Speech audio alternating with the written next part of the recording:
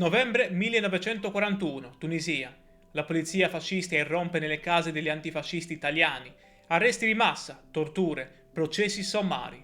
Un uomo riesce a fuggire. Si nasconde, cambia identità ogni giorno, ma viene processato comunque, in contumacia, e condannato a morte, una volta, due volte.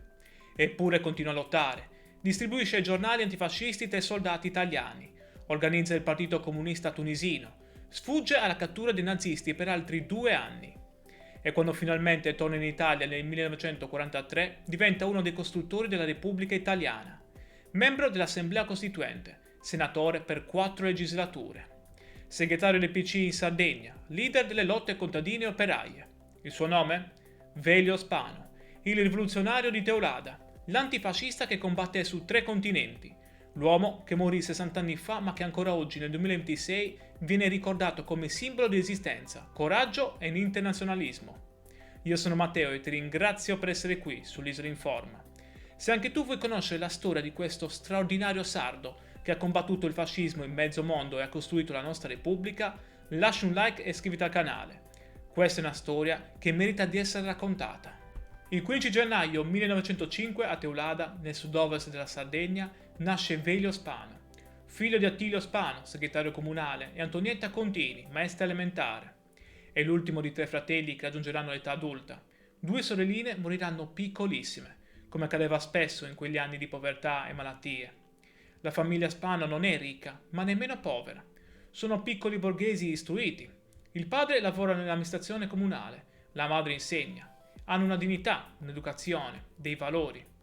Ma la vita di Velio cambierà radicalmente quando nel 1910 la famiglia si trasferisce a Guspini. Guspini, un nome che oggi forse dice poco, ma all'inizio del Novecento era uno dei centri minerari più importanti della Sardegna. Le miniere di Montevecchio, di Arbus, di Ingurtosu erano lì vicino.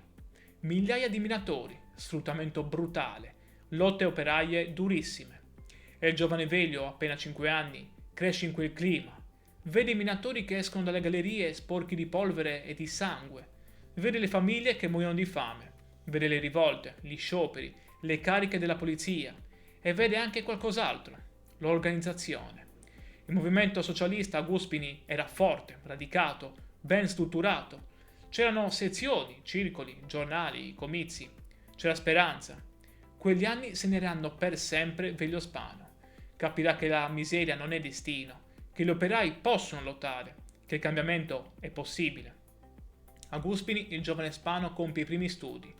Poi la famiglia si trasferisce a Cagliari.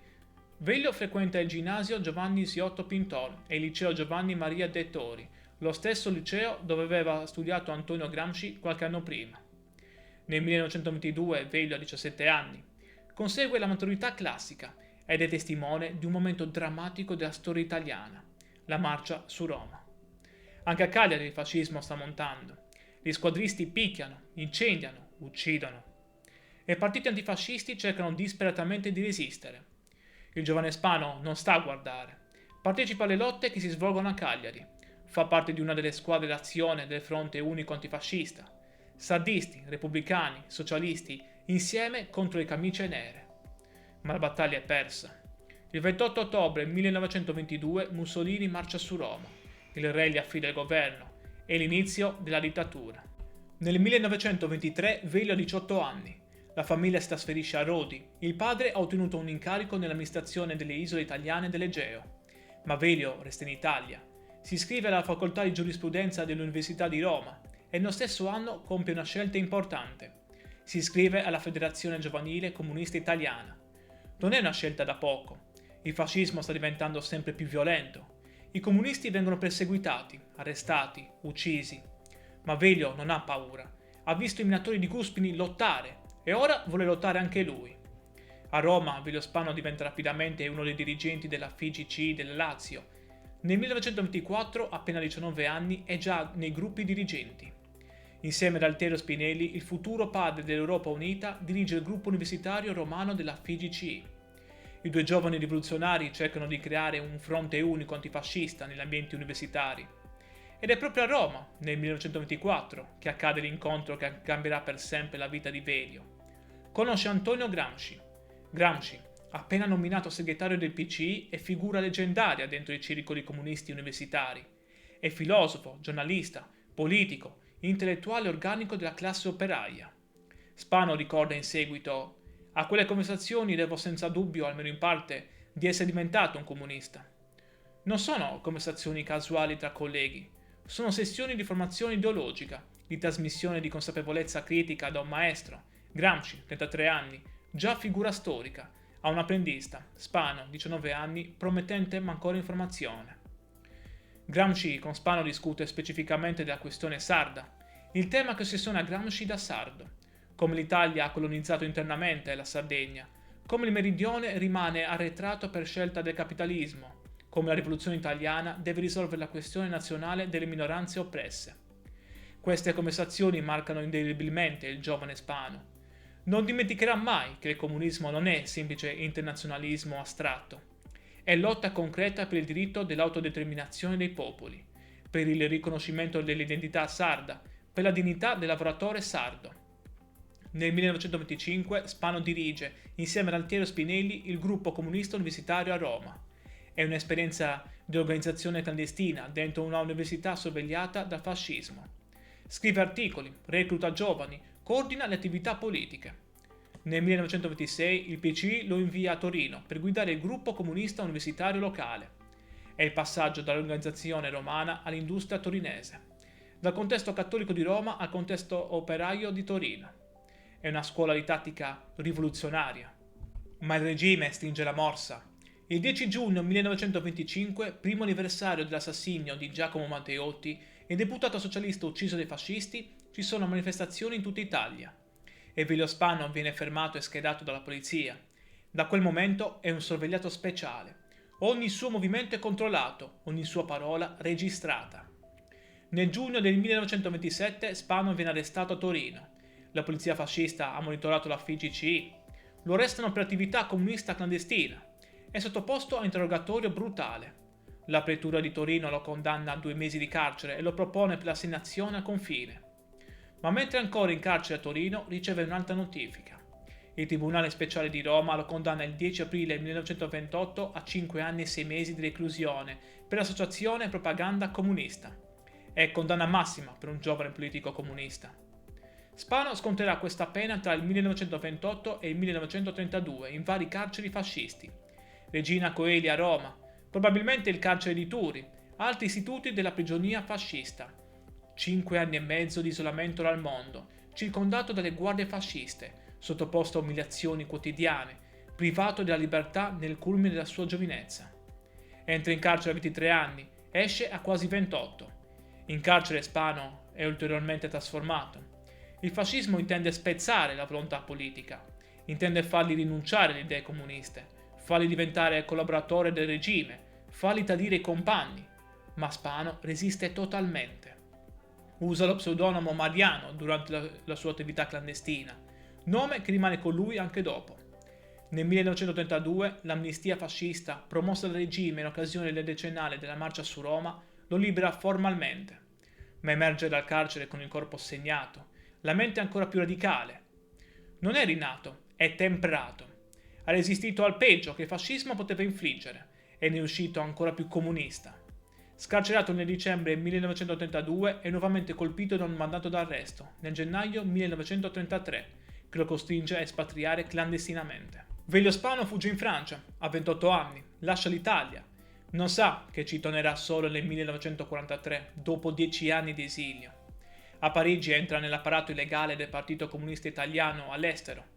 Ha compiti di direzione e di collegamento con i lavoratori emigrati italiani in Francia. È un lavoro pericoloso. La polizia francese collabora spesso con quella italiana. Gli antifascisti vivono nella paura costante di essere arrestati ed estradati in Italia, dove li aspetta il carcere o peggio. Nel 1935 il PC lo manda in Egitto. Missione: fare propaganda antifascista tra i soldati italiani che transitano nel canale di Suez, diretti in Etiopia per la guerra coloniale di Mussolini.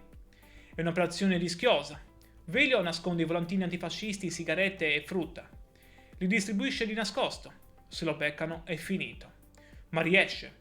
E quella missione getta le basi per nuove relazioni tra il PCI e i movimenti anticoloniali del Mediterraneo.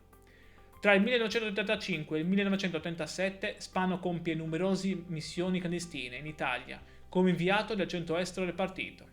Attraversa i confini legalmente, incontra i pochi compagni rimasti, cerca di tenere viva la fiamma della resistenza. Nel 1937 scoppia la guerra civile spagnola. I fascisti di Franco, appoggiati da Hitler e Mussolini, cercano di rovesciare la Repubblica Democratica. E da tutta Europa arrivano volontari per difendere la Spagna repubblicana. Sono le brigate internazionali. Velio Spano è tra loro. Partecipa alla guerra civile come membro dello Stato Maggiore del comandante Juan Modesto. Ha compiti di organizzazione dei servizi radio. E da lì nasce Radio Milano, una radio antifascista clandestina diretta da Velio Spano che trasmette verso l'Italia. È una delle frequenze più ascoltate. I fascisti arrestano decine di persone accusate di ascoltare Radio Milano. Ma nel 1938 la situazione in Spagna precipita. Le brigate internazionali vengono sciolte, i fascisti stanno vincendo. Spano torna a Parigi e lì, insieme a Mario Montagnana, dirige il giornale del partito, l'Unità in esilio. E adesso arriva la parte più incredibile della storia di Velio Spano. Se vuoi scoprire come è sopravvissuto a 2 condanne a morte e ha organizzato la resistenza in 3 continenti, lascia un like e continua a guardare il video. Nell'ottobre 1938 il PCI invia Velio Spano in Tunisia. La missione: rafforzare l'attività antifascista, orientare la numerosa comunità italiana in Tunisia e rinsaldare i legami con il governo democratico francese. La Tunisia era allora protettorato francese. Spano si stabilisce a Tunisi e inizia un lavoro straordinario. Stabilisce contatti con giovani antifascisti italiani, Maurizio Valenzi, i fratelli Loris, Ruggero, Diana e Nadia Gallico, Michele Rossi, Marco Weiss. Insieme fondano un quotidiano antifascista chiamato Il Giornale per contrastare il giornale fascista Unione. Ma il giornale viene sequestrato e soppresso nel 1939. Nel maggio 1939 Velio sposa Nadia Gallico, una giovane antifascista nata a Tunisi nel 1916 in una famiglia italiana comunista. Anche lei è iscritta al Partito Comunista Tunisino, diventerà sua compagna di lotta per tutta la vita. Anche lei dopo la guerra farà parte dell'Assemblea Costituente Italiana, una delle 21 donne elette. Nel 1940 la Francia cade, i nazisti occupano Parigi, in Tunisia si insegna il governo collaborazionista di Vikai, alleato dei fascisti. E Velio Spano cosa fa? Torna nella clandestinità più totale. Ma non solo, riorganizza il Partito Comunista Tunisino, diventandone di fatto il principale dirigente. Stabilisce contatti con i gaulisti e i socialisti francesi e soprattutto con il partito arabo del neo-Destur di Habib Bourguiba, il futuro presidente della Tunisia indipendente. È una rete antifascista e anticolonialista che abbraccia il Mediterraneo. Nel novembre 1941 arriva il disastro. Un delatore tradisce. La polizia fascista arresta in massa i dirigenti del Partito Comunista Tunisino. Velio riesce a fuggire, ma viene processato in contumacia. È condannato a morte. Nel giugno 1942, secondo processo, seconda condanna a morte. L'accusa: riorganizzazione del partito disciolto e propaganda delle parole d'ordine della Terza Internazionale. La caccia è spietata, ma Velio continua a operare nella clandestinità. Nel dicembre 1942 tiene addirittura una conferenza dei quadri dirigenti del PCT. E quando nel 1942 la Tunisia viene invasa dalle truppe italiane, Spano compie un'azione straordinaria. Svolge propaganda antifascista tra i soldati italiani, organizza nuclei comunisti tra loro, distribuisce giornali antifascisti. Immagina, l'uomo condannato a morte 2 volte, ricercato dalla polizia fascista, lavora in mezzo ai soldati fascisti per convertirli alla causa antifascista. È pura follia, è puro coraggio. Nel maggio 1943 gli alleati liberano la Tunisia. Finalmente Velio può uscire dalla clandestinità. Dopo 10 anni di esilio, Velio rimette piede nella sua patria. Sbarcano a Napoli. L'Italia è divisa in 2. Il sud è liberato dagli alleati, il nord ancora occupato dai nazifascisti. E Velio si butta subito nel lavoro. Insieme a Eugenio Reale, Marcello Marroni e Clemente Maglietta dirige il PC nell'Italia liberata. Nel gennaio 1944 partecipa al congresso regionale del PC siciliano. Interviene sulle posizioni da assumere nei confronti del separatismo siciliano. Poi va in Calabria e infine in Sardegna, dove deve correggere le posizioni eccessivamente autonomiste del partito. Nell'aprile 1944 si apre il primo consiglio del PC per l'Italia liberata e viene varata quella che sarà chiamata la svolta di Salerno. Per la prima volta i comunisti entrano nel governo Badoglio, accettando di collaborare con la monarchia per battere prima i nazifascisti. Velio Spano ottiene la relazione introduttiva. È uno dei protagonisti della svolta. Nel luglio 1944 si sposta a Roma, appena liberata, e diventa direttore dell'edizione romana de L'Unità. Terrà questo incarico per 2 anni, fino a giugno 1946. Nel 1945 viene nominato consultore nazionale, poi nel 1946 viene eletto membro dell'Assemblea Costituente per la Sardegna. L'Assemblea Costituente, quella che scriverà la Costituzione della Repubblica Italiana. Velio Spano è tra i padri della Repubblica. L'uomo condannato a morte dai fascisti, esiliato per 10 anni, ora siede nell'Assemblea che fonda la nuova Italia democratica. Nel luglio 1946 è sottosegretario all'agricoltura del secondo governo De Gasperi, posizione che gli consente di influenzare le politiche agricole a favore dei coltivatori diretti e dei contadini poveri sardi.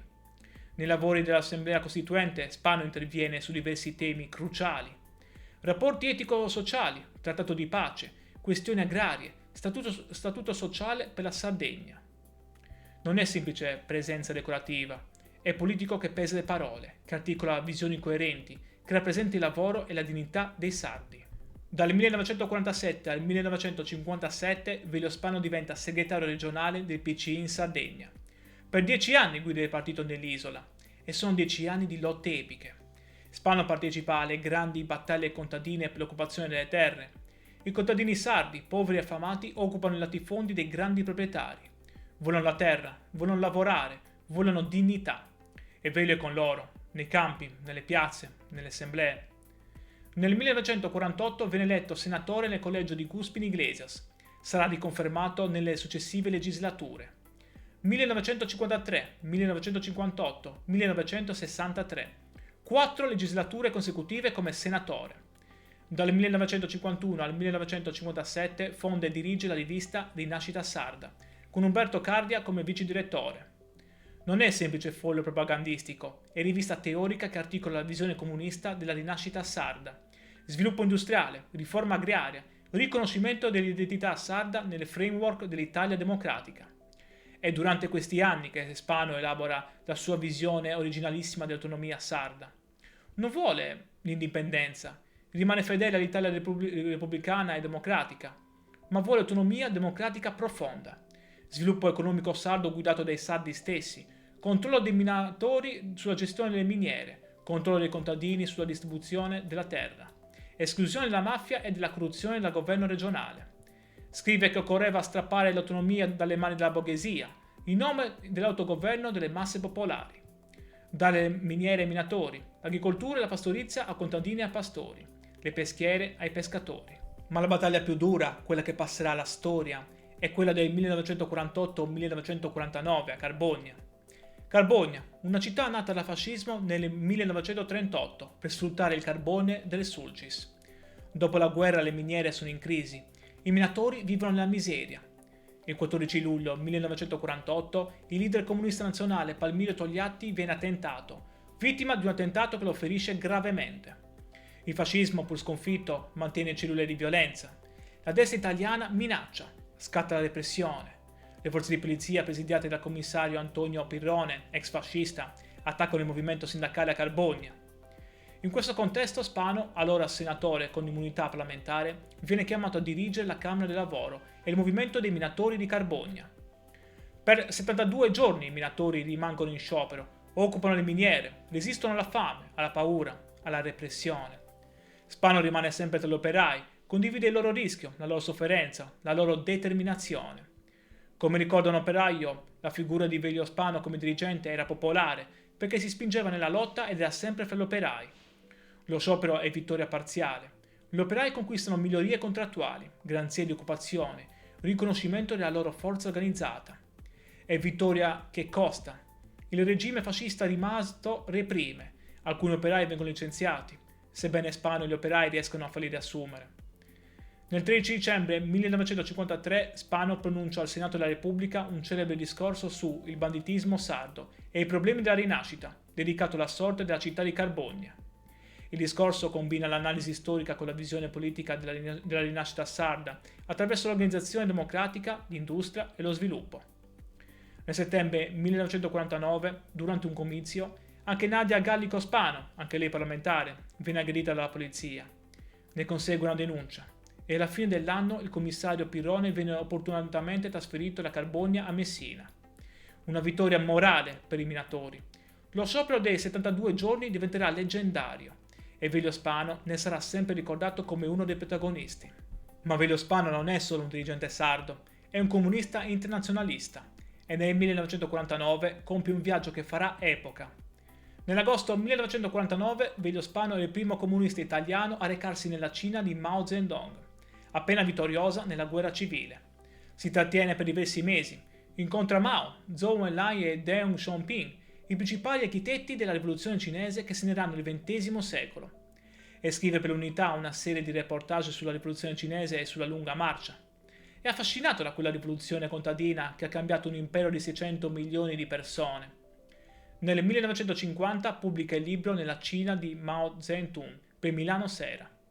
Nel 1956 Velio Spano diventa responsabile della sezione esteri del PCI. È un incarico di grandissima responsabilità. Gestisce i rapporti del partito con i movimenti di liberazione del Terzo Mondo, con gli altri partiti comunisti, con l'Unione Sovietica.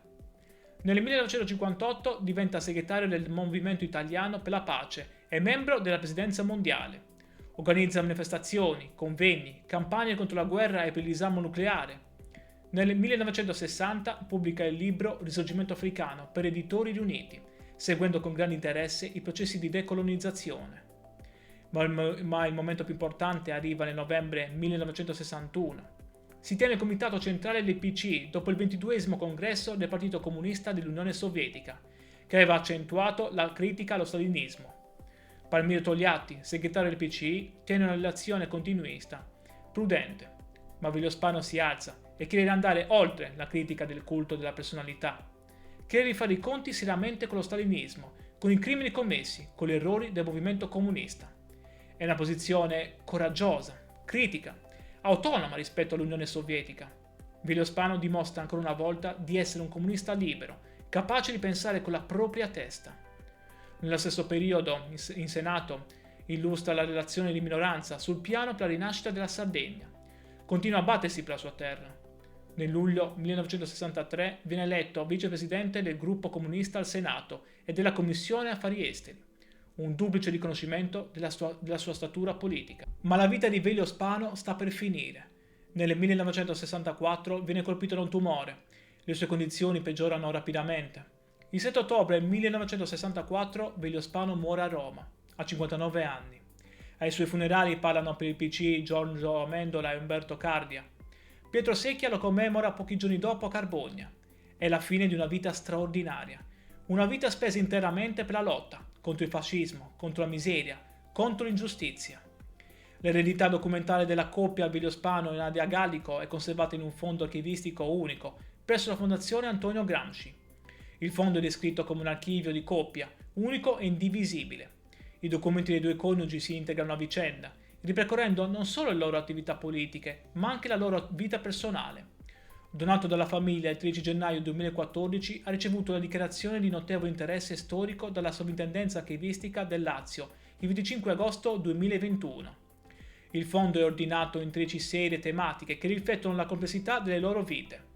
Carte personali, corrispondenza, scritti e discorsi, antifascismo, Tunisia, esteri e movimento per la pace, Sardegna, attività politica, questione femminile, materiale per la bibliografia di Velio Spano. Nadia Gallico Spano continuerà l'attività politica per molti anni. Fu tra le fondatrici dell'Unione Donne Italiane e fino al 1945 diresse il settimanale Noi Donne. È stata una delle principali promotrici dei Treni della Felicità, un'iniziativa di solidarietà dei Ludi per l'affidamento temporaneo di bambini del Sud a famiglie del Centro-Nord. A partire dal 1970 entrò nella sezione esteri del PCI, intraprendendo viaggi in Europa dell'Est e in Africa, incontrando leader come Leopold Sédar Senghor e Habib Bourguiba. Poco prima della sua morte, avvenuta a Roma il 19 gennaio 2006, pubblicò la sua autobiografia Mabruk, ricordi di un inguaribile ottimista. Ma l'eredità di Velio Spano non muore. Il 10 ottobre 2024, nella miniera di Serbariu a Carbonia, si tiene un convegno di studi dedicato a Velio Spano. Lo organizzano i 3 comuni a cui Spano fu particolarmente legato: Teulada, luogo di nascita, Cuspini, luogo della sua formazione, e Carbogna, luogo delle sue battaglie più dure. Intervengono storici, antropologi, sindaci, familiari. Paola Zeni, antropologa, racconta di quando nel 1964 sostituì Velio nel consiglio comunale di Carbogna. Lei, una sbiadita e inesperta ragazzina di 24 anni che prendeva il posto di un gigante della politica. E oggi dice: Velio Spano ha contribuito a farmi diventare una orgogliosa e ostinata comunista italiana, ancora impegnata per realizzare compiutamente la nostra Costituzione, egualitaria e pertanto antifascista. Secondo te, Velio Spano è ricordato abbastanza in Sardegna e in Italia? Se questa storia ti ha colpito, lascia un like e iscriviti al canale.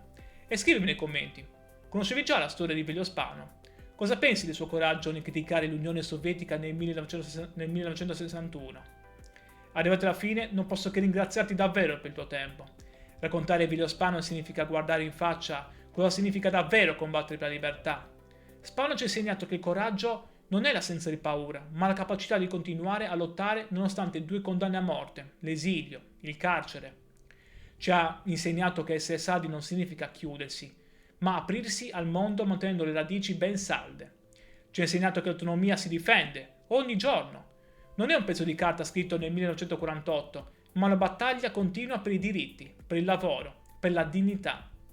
Per noi sardi è qualcosa di più. È la dimostrazione che dalla nostra terra nascono combattenti per la libertà, che il mondo intero dovrebbe ricordare.